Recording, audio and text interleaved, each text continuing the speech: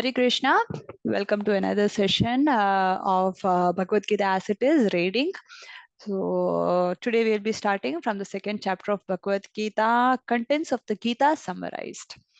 उमज्ञानतिमिरान्धस्य ज्ञानजनशलाकय चक्षुरुन्मीलितं येन तस्मै श्रीगुरवे नमः श्रीचैतन्यमनोभीष्टं स्थापितं येन भूतले स्वयं रूपकदा मह्यं ददाति स्वपदान्तिकं वन्देऽहं श्रीगुरो श्रीयुतपदकमलं श्रीगुरुं वैष्णवांश्च श्रीरूपं साग्रजातं सह गणरघुनाथान्वितं तं सजीवं साद्वैतं सावधूतं परिजनसहितं कृष्णचैतन्यदेवं श्रीराधा कृष्णपादान् सह गणललिता श्रीविशाखान्वितांश्च हे कृष्ण करुणा सिन्धो दीनबन्धो जगत्पते गोपेश गोपिका कान्त राधा कान्त नमोऽस्तुते तप्त काञ्चन गौराङ्गी राधे वृन्दावनेश्वरी वृषभानुसुते देवी प्रणमामि हरिप्रिये नमः ओम विष्णुपादाय कृष्णप्रेष्ठाय भूतले श्रीमते भक्तिवेदान्त स्वामिनित नामने नमस्ते सारस्वते देवे गौरवाणी प्रचारिणे निर्विशेष शून्यवादी पाश्चात्य देशतारिणे श्री कृष्ण चैतन्य प्रभु Nityanand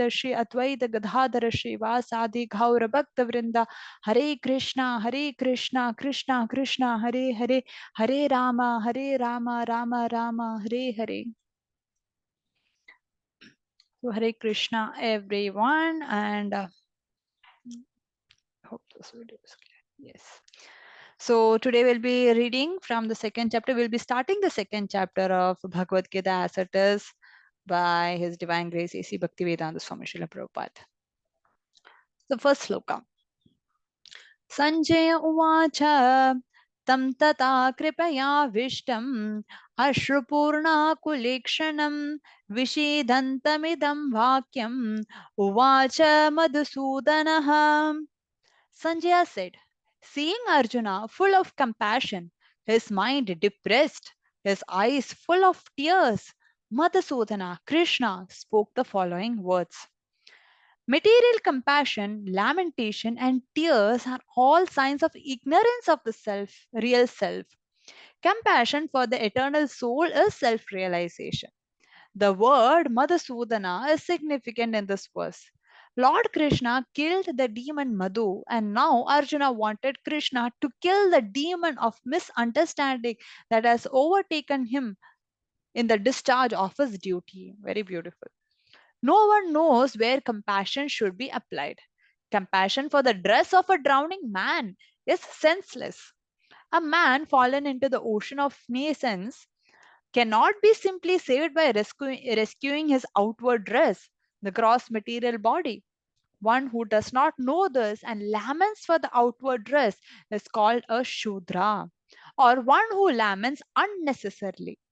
Arjuna was a Kshatriya, and this conduct was not expected from him.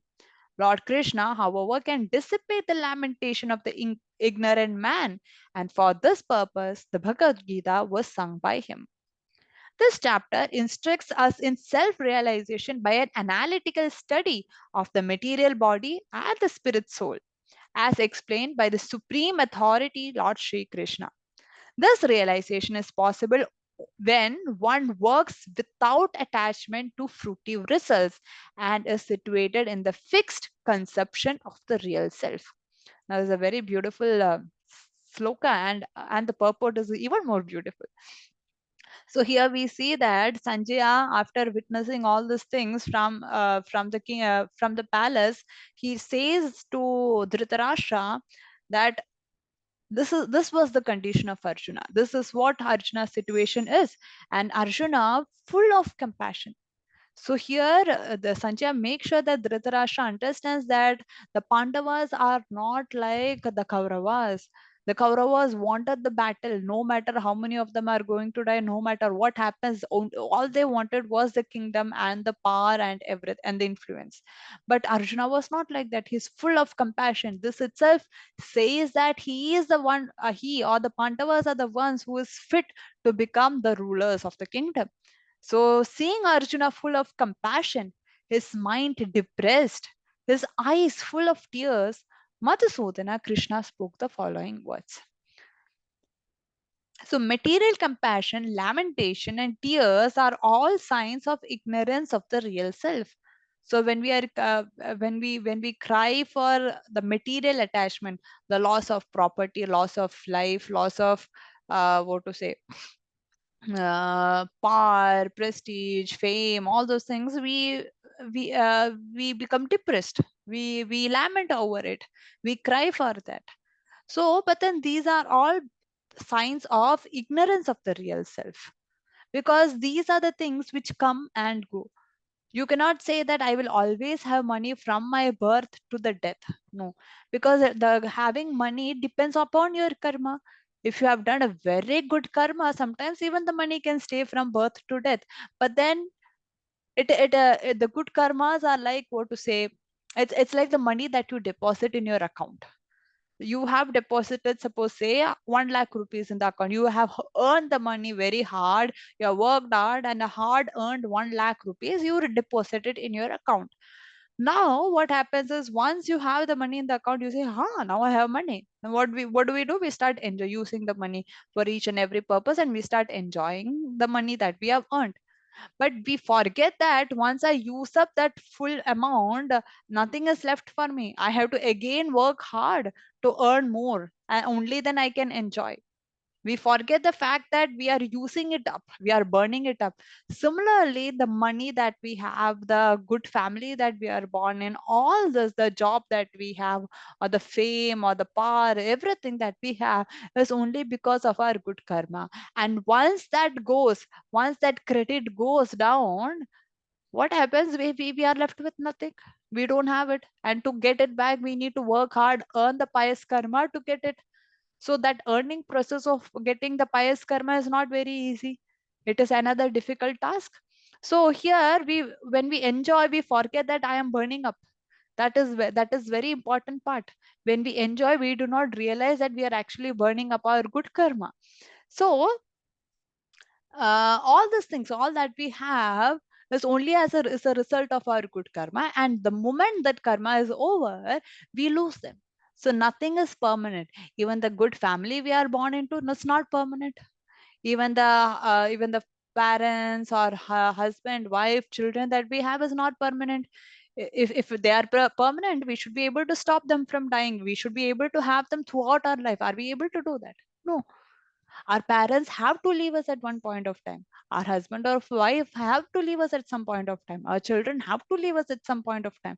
And this is the truth of this material world. And if we lament for all this, that is only because of our ignorance of our real self. We have not understood who we really are. So when we hear the pastime of Chitraketu Maharaj from Srimad Bhagavatam, his son dies. He waits for such a long time to have a son, and he married many times, but then he could not get even a son from any of his wives, and he was in such a lot of depression. And finally, he got one son, and what happened was, immediately the son died. He was poisoned and he was killed. And Chitraketu Maharaj was lamenting so much. I just got a son and now he is dead. And finally, Narada Muni comes and they bring back the son alive. Narada Muni and I think it was Angira Muni. They come back and they bring the son alive, and the son is asking a question. Why did you bring me back alive? So then Chitraketu Maharaj said, my dear son, you left. We are your parents. You left us and you just went. And the boy is asking, you are my parents? In which life are you my parents? In this life, you may be my parents. Were you my parents in my previous life? Were you there with me in my previous life? Or will you be there with me in my future life? No, only in this life you are there. So similarly, whoever the material relationships that we have is only in this life. So instead of getting attached to the present, to the body, instead we should get attached to or we should have compassion for the soul that is living inside that body. That the body is your father, your mother, your husband, your wife, your child, or anyone. But the soul doesn't belong to you. The soul belongs to Krishna. The compassion should be for the soul. How can I get the soul to reach back to Krishna? Because he really belongs to Krishna. That soul belongs to Krishna. So, this is real compassion. Compassion for the eternal soul is self realization. The word Madhusudana is significant in this verse. Krishna killed the demon Madhu, and now Arjuna wanted Krishna to kill the demon of misunderstanding that has overtaken him in discharge of his duty. This is what happens when we are like so depressed, we are so much in material conception, we don't know what to do, we are like completely confused. We have a lot of questions. What am I doing? Why am I going through all this? Why am I suffering? And what am I supposed to do? What should I do with my life? So many troubles, so many hindrances. What am I supposed to do in my life? When people don't have answers for this, that's when they take extreme steps. So Arjuna is in an extreme condition now. What am I supposed to do at this point of time? And all these doubts and confusions and questions are only because of ignorance. So when we have the true knowledge, when we have that true transcendental knowledge, what happens is in front of knowledge, there is no ignorance. We'll be clear as crystal. Everything will be clear, and we will not have any doubt in understanding what we have to do. We know what we have to do because we have that clear understanding. Doing something, yes, I am going to do this out of ignorance is another thing, but yes, I know what I have to do out of perfect understanding, out of crystal clear transcendental, with the knowledge, with the transcendental knowledge, the understanding that comes out of that is another aspect. It is very, very beautiful. So Arjuna knows that he is in complete, it is like one person and he's completely covered by all the boulders or the rocks, everything fell on that person. He's completely stuck. He cannot move, he cannot do anything. He's in an extreme condition. He have to get out of it. Imagine, this is our condition, this is how we are in ignorant state, and we have to we have to get out of it, we have to come out of it to know what is the reality. And at this position he's asking Krishna, Krishna, you are Madhusudana, you are the one who clears all, who removes all the doubt from the mind of a conditioned soul. So please help me understand, what am I supposed to do? No one knows where compassion has to be applied. Compassion for the dress of a drowning man is senseless. So it doesn't mean that you should not have compassion for the dress, but then it means that compassion only for the dress of a drowning man is senseless, because it is like a person is suffering because of his previous karma. So what do you see a beggar on the road? He is suffering. He doesn't have a house to stay. He doesn't have money. He is hungry. No one is there to take care of him. There is no love given to him. All this, he is going through a lot, mentally, physically, emotionally, in all aspects. So why is a person going through all this difficulty? It is because of his karma. So what happens is, we should show compassion. So what do? We give food for the person, we give money for the person. But what happens? His karma is still there. When that karma exists, how much ever money you give, it will not stay with him, because he has to suffer. When he has to suffer, we cannot challenge the laws of nature. The laws of nature says he has to suffer because of his bad karma. He has done something bad to someone else, so that is why he is suffering here. So how much ever money you give, how much ever food you give, it might satisfy him for that point of time, but then it will not stay with him, because he has to suffer that karma. So what is the solution? Is the solution giving him food, or helping him come out of his karma? So it is like, there is a wonderful example which is given. There is a son of a very rich father, very, very rich father. He is a multi-billionaire or someone. A very rich father, and the son, he got lost. He came out of the house, he got lost somehow, and then he's walking on the roads begging for food. He's in the slums, and then one person he comes. He asks, "Oh, my dear child, you are suffering. You don't have any clothes to wear, anything." So he comes and he feeds that boy for a day, and he goes away. Now, is that enough? Is just feeding that person for one day is enough? We in the name of philanthropic work, we go and do annadan, or we do distribute. Yes, it is good, but then we do it for one day. What about the other days? He has to suffer out of starvation. Is this our what to say, compassion for the person? No. So if we are doing it, then we have to do it every day. There are people who do that too. But then what happens? Now there is another person who comes. Okay, he say, okay, now you don't have anything to wear, so he will buy clothes. He buy good clothes for that person. He will get good food stuff for the person. Maybe he will take care of the child for maybe few days. Okay, that is fine. But what about after that? What is compassion then? But then there is another person who knows when he sees this child, and he, oh my god, you are the son of this rich man, isn't it? Come on, I will take you to that, you are back to your father, you are lost here, I'll take you back to your father. Now which is the better one? Was it the first one, the second one, or the third one? The best service we did to that boy was to take him back to his father, isn't it? Because his father is a multi-millionaire. If he desires, he can get how many clothes, food, everything, isn't it? So if the father wants it, so then which is real compassion? Real compassion is to take the boy to the father. Yes, for the time being you can give him food and clothes and take care of him, but we cannot do it forever, isn't it? So what is real compassion is to connect him to his father, who will take care of the child no matter what. Yeah, so this is what we have to do for the soul. So the soul is suffering in this material world because of his bad karma. So real compassion, yes, you can do social compassion. Maybe in this lifetime you are doing a lot of philanthropic work, you are helping so many people, you are protecting them. Maybe you start an orphanage, protect the children. What about after this? What about the next life of that child? Will you be there to take care of that child? Will you be able to take care of that son or the boy or the whoever it is? That is the exact question which Chitraketu Maharaj's son asked.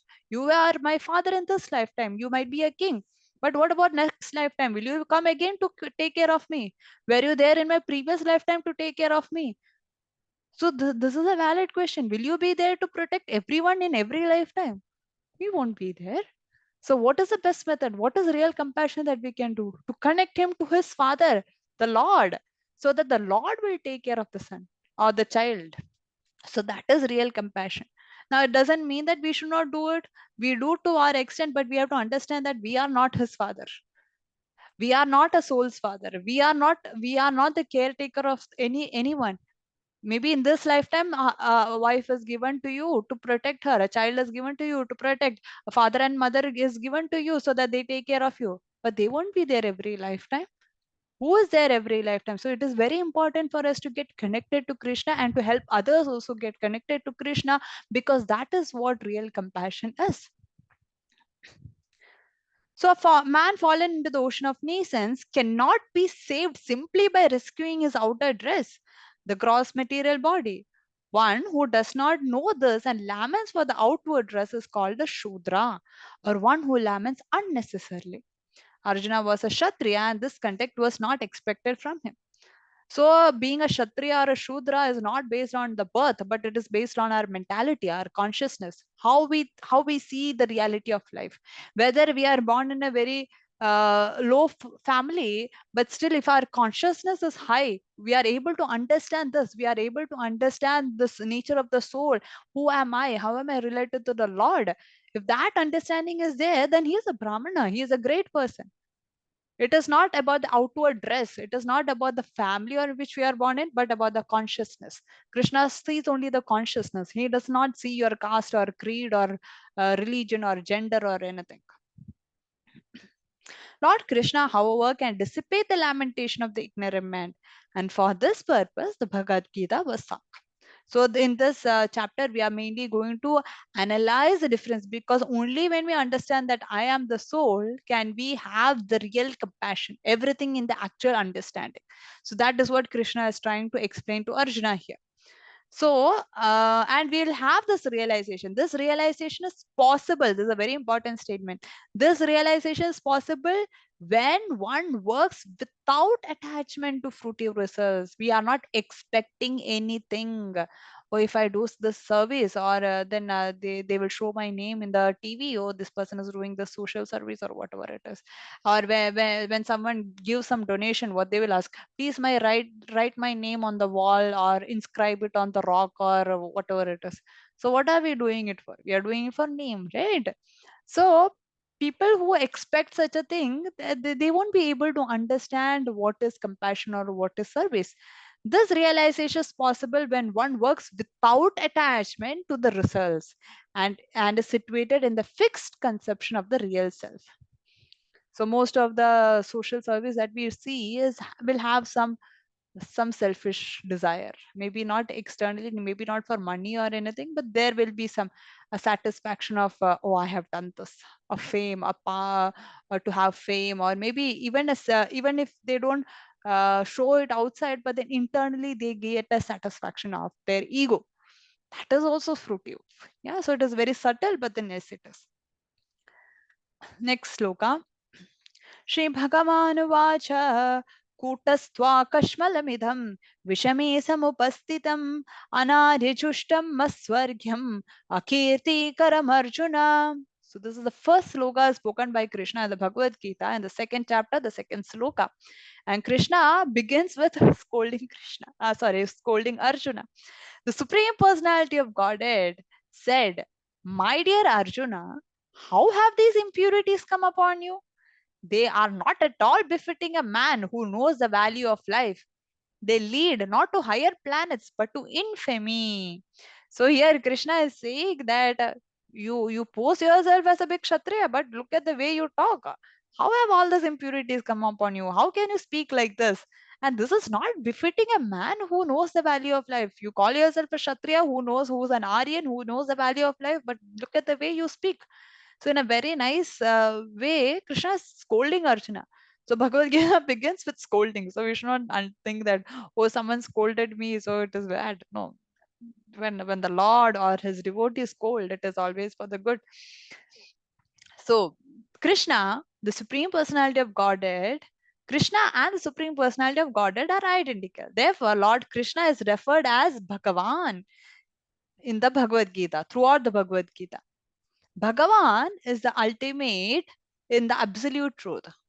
The absolute truth is realized in three phases of understanding. So we say that I want to know the absolute truth, the param, what to say, what to say, how do you say it, absolute truth in your language? Well, I'm not sure, but yeah. So we all say we want to know the absolute truth, but what is this absolute truth? Truth means what? Truth means, as we hear in the material world, it is like being honest, saying what is right. So it is these are just words. How can the Lord be a truth? What does it mean? How is an impersonal thing and the Lord a a person? How are they connected? What is this absolute truth? What does it mean? So here Prabhupada explains that absolute truth is realized in three phases of understanding. As Brahman, who is a Niraka, there is no form, or that is, or the Brahman is also called as the impersonal or pervasive spirit. Paramatma, or the localized aspect of the Supreme within the heart of every living entity, is the Paramatma. So when we say Paramatma, Paramatma has a form. So in yogic meditation, we say we have to realize the Paramatma within our heart. And the Paramatma is not us. We are Atmas. Paramatma is the Lord. So Lord has for the Paramatma has a form, and that form is the four-handed form of Lord Vishnu, with Shankh, Chakra, Gada, and Padma. Yeah, so that is the Paramatma form of the Lord. So that is explained very nicely. That is also explained by who is that, who explains the Patanjali Muni, yes, in his Ashtanga Yoga. The Paramatma, or the localized aspect of the Supreme within the heart of all living entities, and the Bhagavan, or the Supreme Personality of Godhead, Lord Krishna. So the three features of the Lord.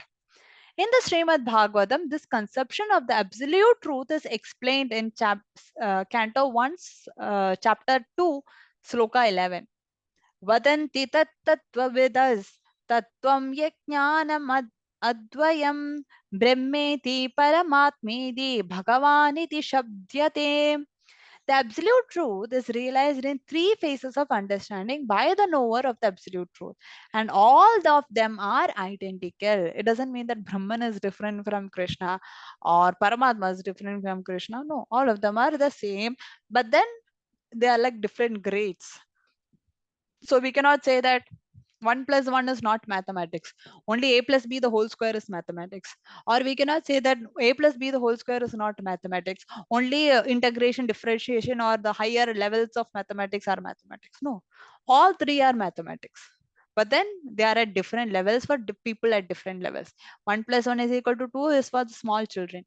A plus b the whole square is maybe for higher grade students. And even the higher levels of that, that is for maybe college or PhD students. All three are mathematics, but then it is for different grades of people. Similarly, Brahman, Paramatma, Bhagavan, everything is Krishna, everyone is Krishna. But then they are for different grades of people who understand in different ways.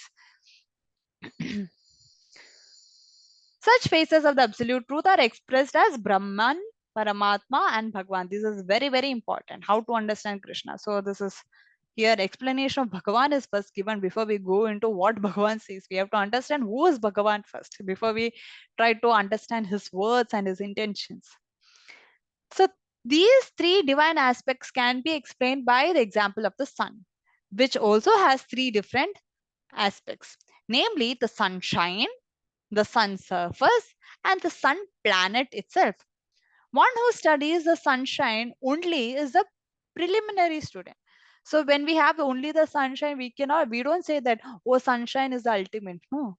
Sunshine is coming from something else. The sun surface is there. There is a planet. Sun surface is there, and inside that there is there is a planet, and there is a person who is there also, the sun god. So there are different phases of it. It is not that only sunshine is the truth. These are like different phases. People will say only Brahman is the truth. No, beyond Brahman there is Paramatma. Beyond Paramatma there is Bhagavan. We have to understand all the three aspects. So this is it. So one who studies the sunshine only is a preliminary student. One who understands the sun's surface is further advanced. One who can enter into the sun planet is the highest. Ordinary students who are satisfied by simply understanding the sunshine, its universal pervasiveness. It is there, sunshine is spread everywhere. So they study only the sunshine part. Or the sunshine gives energy to all the entities in this planet. It spreads everywhere. It is there everywhere around the world, and it gives us energy and shine. And how we can use the sunshine to generate other energies, how we can use it in different purposes, the uses and the everything of the sunshine. So they are all concentrating only on the sunshine. So when we see that no solar energy, we talk only about the sunshine. Sunshine itself is so energetic, means what about the sun, right? So this its universal pervasiveness and the glaring effulgence of his impersonal nature may be compared to those who can realize only the Brahman feature of the absolute truth. The second one, the student who has advanced still further can understand the sun disk. So it is an advanced student who goes more deeper into it. Okay, he sees the sunshine, he sees the different aspects of the sunshine, how it is very useful for everyone. So he wants to learn more. He is asking, oh, for such a powerful shine, such a powerful rays which sustains the entire universe. Where is this coming from? I want to know more. Then he goes more and he tries to understand, oh, this is coming from the sun surface. Now he tries to understand the sun's surface. How is the sunshine produced? He tries to learn more. Now this is an advanced student. So people who stand on the Brahman platform, yes, they are good, they have understood. But then there is advanced level for this. We don't stand at the preliminary level. That is how a person who wants knowledge, he has to go higher and higher, not be satisfied with one thing. The student who has advanced still further can know the sun disk, which is compared to the knowledge of the Paramatma feature of the supreme absolute truth.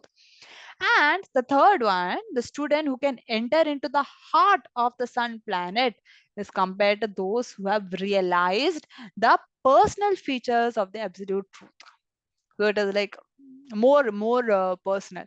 So we go see the sun planet, go deeper into it, what is happening inside the sun planet, all those details. So it is like you have, your boss in your office, or maybe the judge in the court, or whatever, or the president of India, or the prime minister of India. So externally, okay, fine, he's doing a lot of activities, he's taking care of different departments of the government, he's doing a lot of work, all those things. So these are the external things that we go a little more further. When we become closer to him, we'll see what are his intentions, why is he doing that, what are his different ideas, what is his idea for the future of our country, or all those things.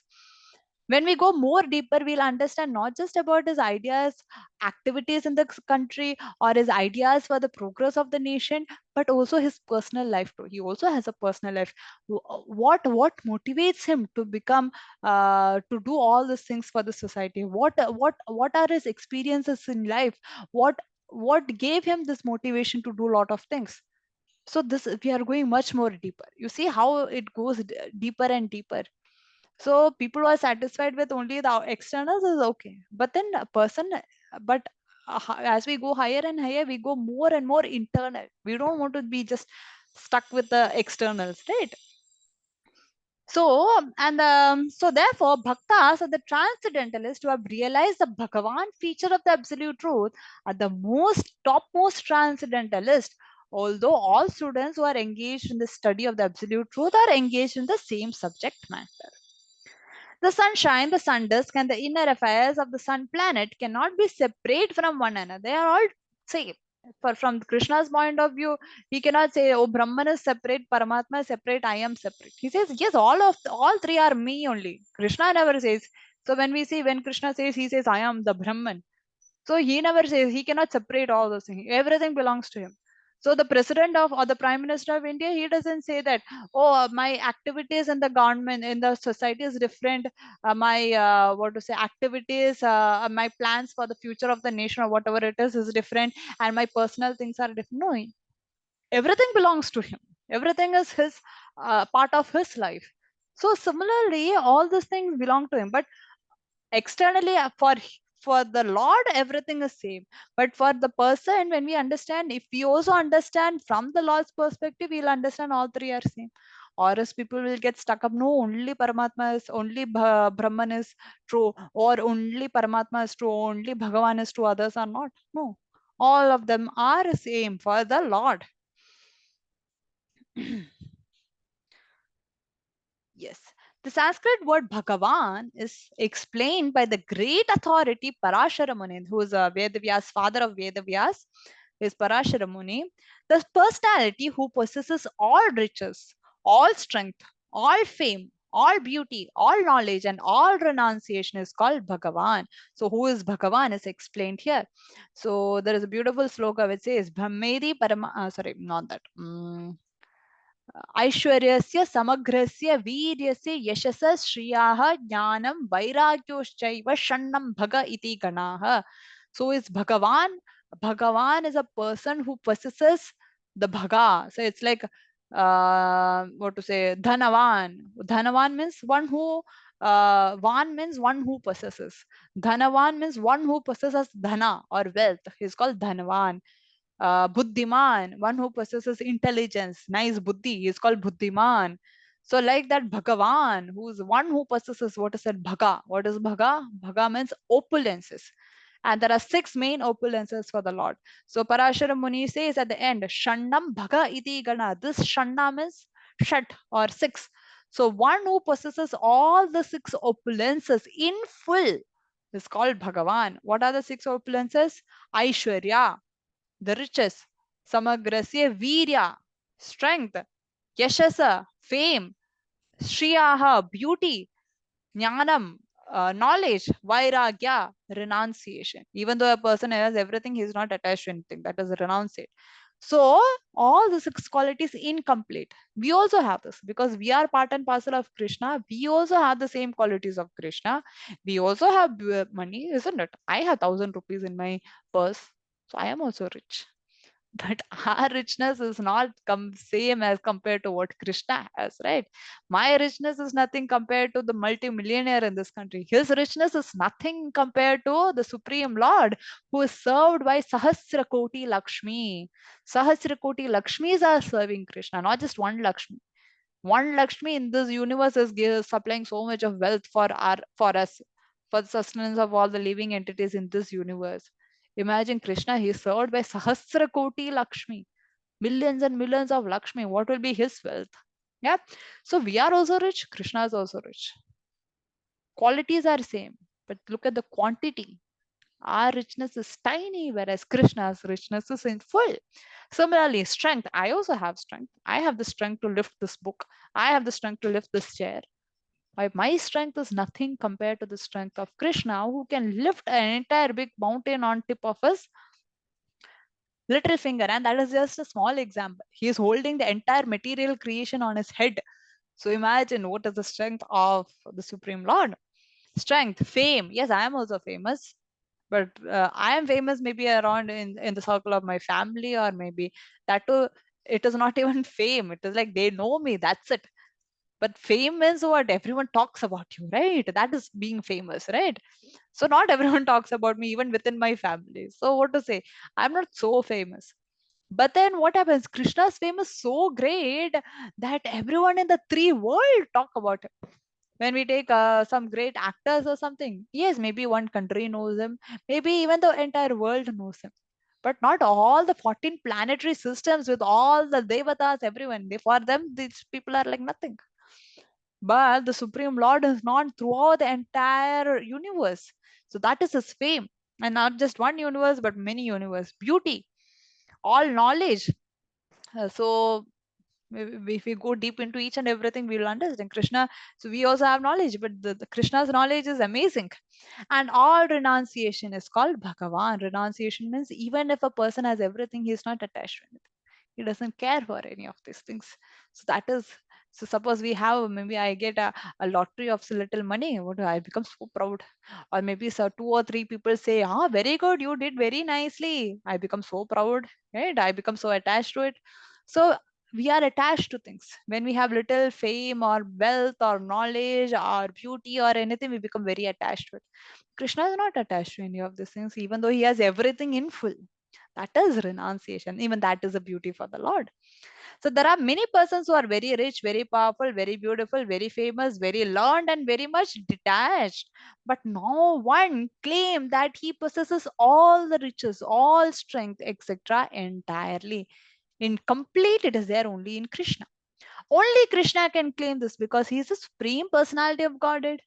No living entity, including Brahma, Lord Shiva, or Narayana, can possess the opulences as fully as Krishna. Now, this is a very important statement, but we will understand this only later on. How come even Narayana or even Lord Shiva or Brahma? Yes, we will see as we advance in Bhagavad Gita, we will have a better understanding of this. Therefore, it is concluded in the Brahma Samhita by Lord Brahma himself that Lord Krishna is the supreme personality of Godhead. No one is equal to or above him. He is a primeval Lord or Bhagavan known as Govinda and is the supreme cause of all causes. Ishvara Parama Krishna. He is not just ordinary, he is Param. Parama Krishna. Of all the Ishwaras, he is a Param Ishvara. Ishvara Parama Krishna. Satchitananda Vigraha. Anadir Adir Govinda Sarva Karana Karanam. He is the cause of all causes. There are many personalities possessing the qualities of Bhagavan. Yes, there are. Because we are all part and parcel of Krishna, we also possess all the qualities of Krishna.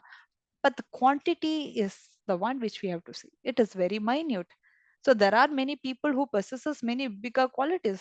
So I know what is happening maybe in my house.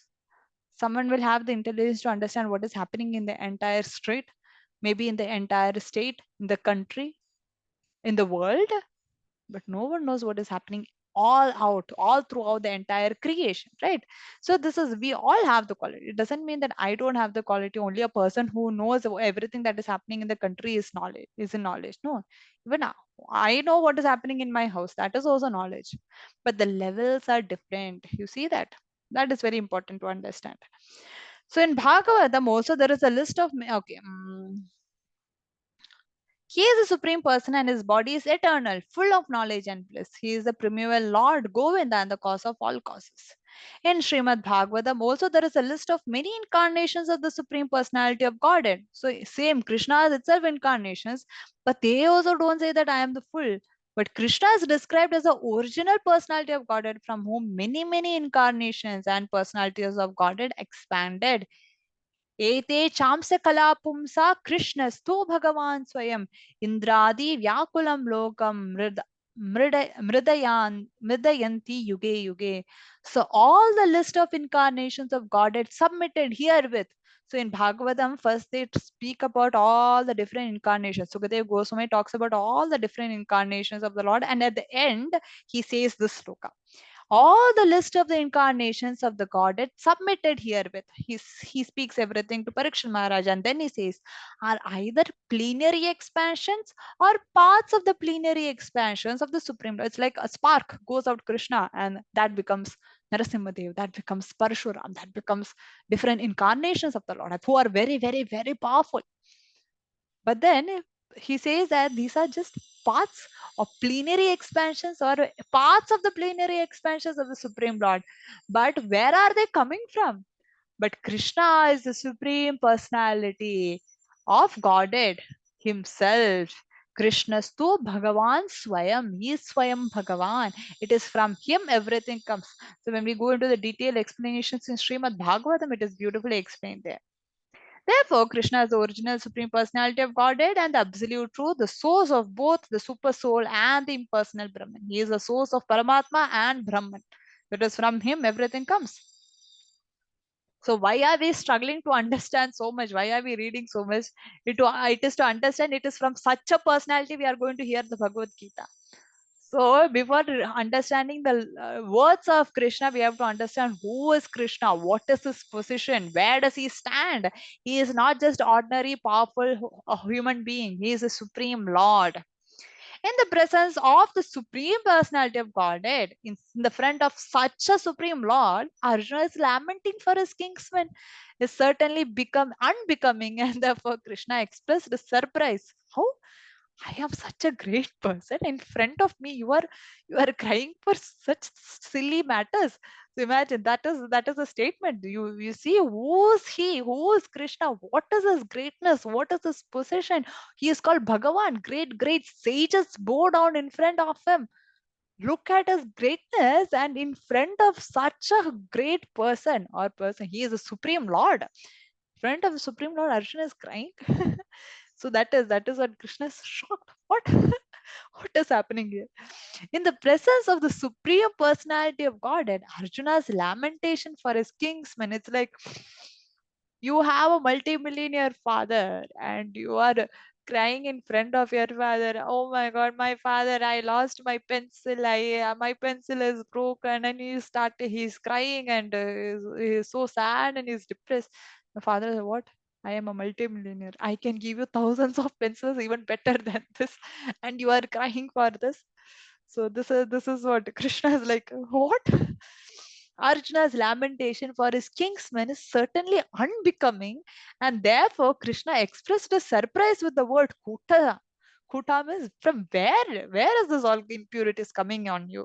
Such impurities were never expected from a person belonging to the civilized classes of men known as Aryans.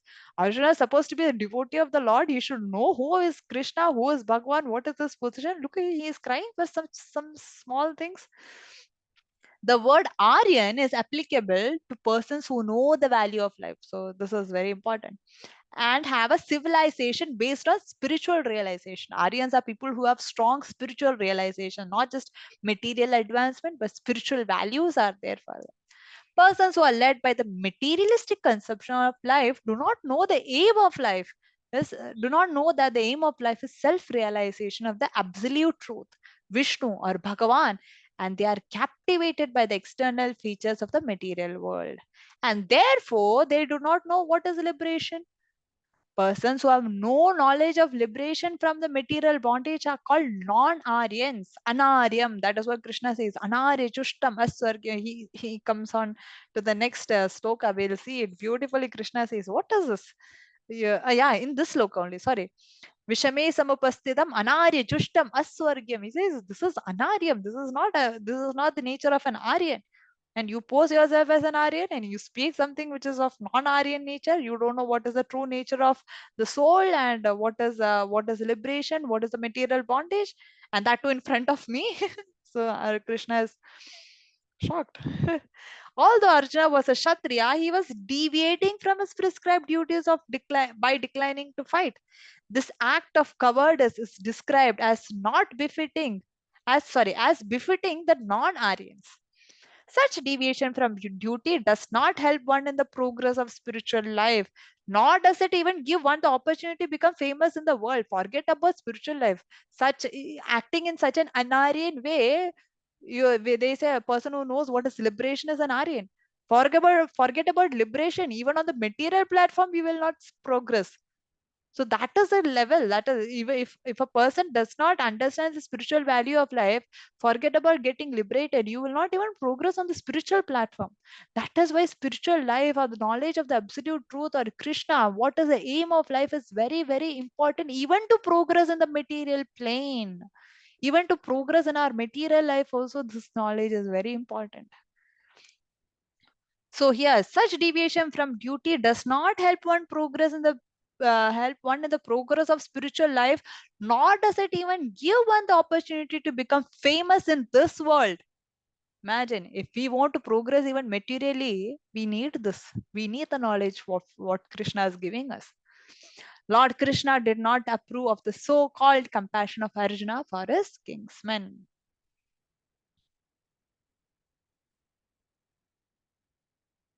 Yes. So with this, we come to the end for today's session, because it is a very only if you understand these two slokas very well, the rest of the slokas make sense. So I just took a little bit of time. So thank you so much for joining. We'll see you again tomorrow, and have a great day. वंशाकल्पतरुभ्यश्च कृपा सिन्धुभ्येव च पतितानां पावनेभ्यो वैष्णवेभ्यो नमो नमः। अनंत कोटि वैष्णव वृंद की जय। ग्रंथराज श्रीमद् भगवद गीता की जय। श्रील प्रभुपाद की जय। निताय गौर प्रेमानंदे। हरि हरि बोल। हरे कृष्णा।